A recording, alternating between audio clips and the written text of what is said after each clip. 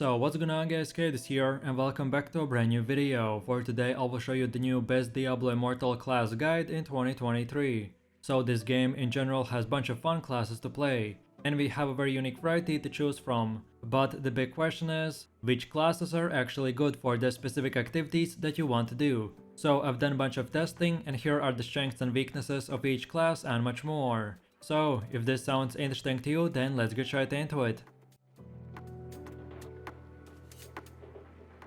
So then moving over to the first class, which is the barbarian, and he is a savage fighter class that uses brutal attacks to crush his enemies. His amazing abilities to wipe out hordes of enemies with AoE attacks makes him a great choice for leveling and farming. The barbarian is an aggressive class that is constantly getting up close and personal to deliver devastating attacks, and he has many different skills that have crowd control effects, allowing you to endlessly pin down your enemies. And on top of being one of the best solo player classes, the barbarian has some of the best group buffs in the game, which makes this class must have in any group content. So then as far as your strength goes, the barbarian is one of the fastest characters in the game, and when using the right legendary items, you can give a speed boost to the rest of your teammates. And on top of being insanely fast, they're also impressively strong, and he can speedrun through any content that the game has to offer, being able to deal massive amounts of AoE damage, as well as the ability to put out huge damage numbers, makes him one of the best classes for PvE and PvP.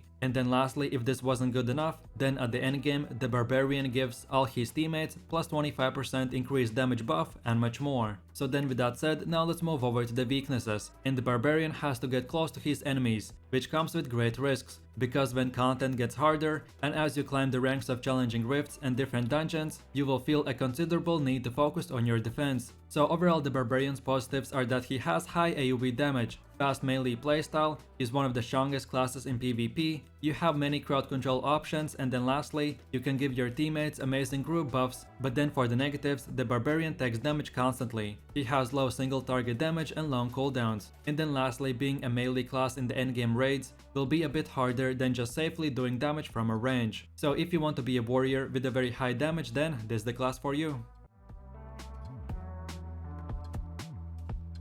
So then going over to the second class, which is the wizard, and this is your traditional mage class. She can manipulate arcane forces to strike from a distance, pushing her enemies into oblivion. Wizards are the pure spellcaster class, wielding elemental magic with high AoE and crowd control. This class is definitely for strategic players that enjoy spell synergy combos, control over opponents, skill shots, and devastating damage. So then as far as your strength goes, the wizard can be played with ranged spells to deal damage from afar safely, or you can turn her into a battle mage for more up-close playstyle. One of her best abilities is the movement skill called Teleport, which is used to instantly reposition during combat or to travel long distances quickly. When your teammates pull all the mobs very close to each other, the wizard will unleash her massive arsenal of AoE skills, which will do massive amounts of damage. So then as far as your weaknesses go, most of the wizard skills have long cooldowns, and strategic use of these skills is important, especially because they benefit from being used together in combos. This is an intelligent base class, so you need to play smart to get out to the wizard the best possible results. So overall the wizard's positives are that she has tons of AoE and crowd control skills. You get to use satisfying skill synergies.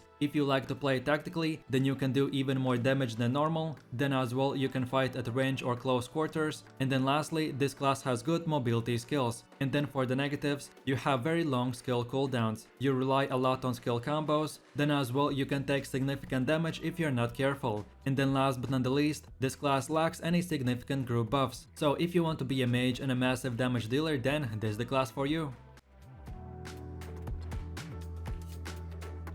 So then going over to the third class, which is the demon hunter, and she can do insane amount of damage to groups of enemies while moving around the battlefield, which makes her amazing for leveling, farming, and endgame dungeons. So then as far as your strength goes, the demon hunters can move while shooting their auto attacks. This allows them to constantly deal damage while positioning themselves out of harm's way. The best part is that you can use abilities while moving and auto attacking, so this turns you into a death machine. And then lastly, if this wasn't good enough, then you can simultaneously activate your Vengeance and Reign of Vengeance skills to become the highest single target damage dealer in the game. So then moving over to the weaknesses, and demon hunters lack crowd control. The best skill in your arsenal is the multi-shot skill, which has great range and spread, but when it gets on cooldown, you're left with mostly auto attacks. It also doesn't help that you're one if not the squishiest class in the game, so you will need good positioning and quick decision making, so this class is not the easiest to use for new players. So overall, the Demon Hunter's positives are that she has high single target damage. This class rewards tactical play in PvP, you can fight at long range while moving, then as well you can multi-shot monsters, which gives you easier time to AoE enemies. And then for the negatives, this class has minimal build diversity. You don't have any group buffs. The Demon Hunter is very squishy, you will lack crowd control in PvP, and then lastly, you don't have very good mobility skills. So if you're looking for a very high damage class with a very fun gameplay, then this is the one for you.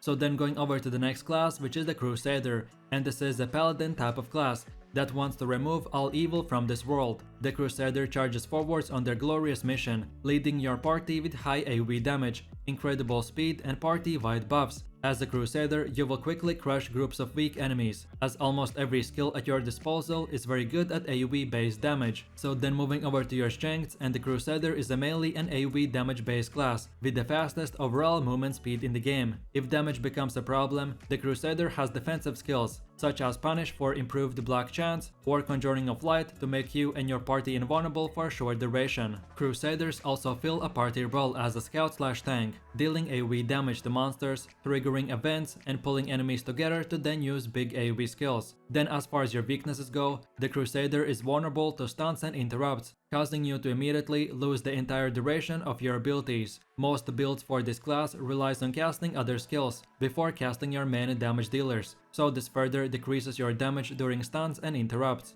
Overall, the Crusader is a top tier choice for high AoE damage, incredible movement speed, impressive defensive skills, and effective party buffs. But then for the negatives, you have long cooldowns, you have low single target DPS, and then lastly, if you choose to play this class, then you will be required to play the scout role. So if you want to play the fastest mobility class with amazing buffs, then for sure try this one out and have fun. So then going over to the next class, which is the Necromancer, and he is a master of manipulating life and death. With strong AoE and crowd control abilities, as well as summons, he can deal massive amounts of damage. This class is basically really good at almost all roles, and on top of everything else, corpses provide a unique resource to the Necromancer, which offers a powerful and challenging resource that you can manage to achieve super high damage. So then moving over to your strengths, and the Necromancer is very versatile, and he excels at surviving and keeping his allies and minions alive. One of his abilities can taunt monsters, forcing all enemies nearby to attack you for a short duration. One of your best party buffs give you 5 charges that can absorb 5 attacks, no matter how much damage the enemy does. Then as far as your weaknesses go, the Necromancer's only option for mobility is Rout Form, and the best legendary ability uses the same slot as the skill, so you will have to decide to sacrifice damage for mobility and go with the full DPS playstyle or vice versa. And then lastly, most of your abilities are short to mid-range, so you have to get up close and personal with your enemies. So overall, the Necromancer's positives is that he has very strong buffs. You can summon minions which will help you out in any content. The Necromancer has the best and most powerful ultimate in the game. And then lastly, you have amazing AoE and single target damage skills. And then for the negatives, the Necromancer lacks any significant mobility. You are very corpse reliant, which is a special resource that only this class can use. And then lastly, most of your skills are close to mid-range. So if you want to manipulate life and death and summon cool minions, then this is the class for you.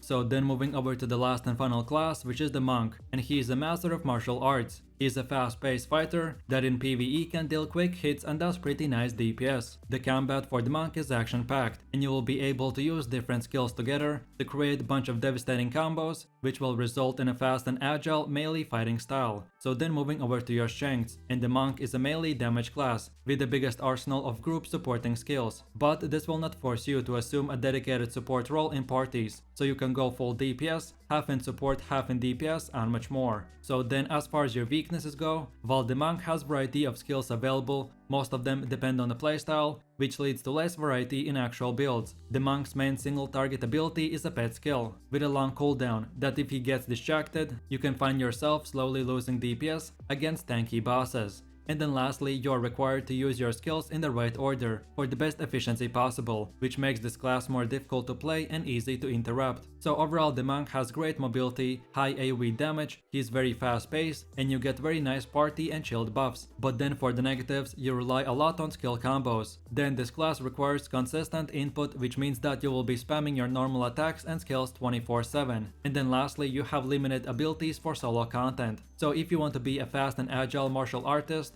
with quick combos and fast-paced gameplay, then this is the class for you, so enjoy. And with that said, I really do appreciate everyone for watching, guys, and I hope you enjoyed it. If you have any suggestions, feedback, or other good Diablo Immortal classes or guides that you would like to see in the next video, then feel free to leave your comments in the comment section down below. And while you're doing that, please click like, subscribe, and enable that notification bell, so this way you could support the channel and you won't miss any more amazing content from me. With all this said, you have an amazing day, and I will catch you in my next video. So take it easy, peace.